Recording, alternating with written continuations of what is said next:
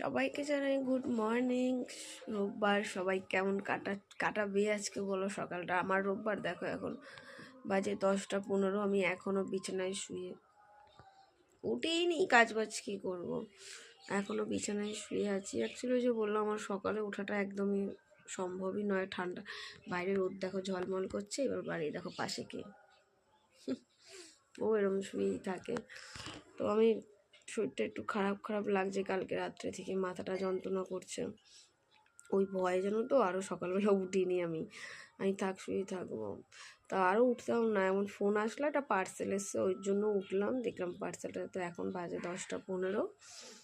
আমি এবার উঠবো ঘুম থেকে, বিছনা ছেড়ে, ঘুম থেকে বলা ভুল, বিছনা ছেড়ে এখন উঠবো, তারপরে কাজবাজ করব, সমস্ত কিছু করব। তো আজকের ব্লগটা আমি কিন্তু বাসি বিছনা থেকে স্টার্ট করেছি উঠেই, তো তোমাদের কাল অবশ্যই শেয়ার করব। চলো ওঠা যাক।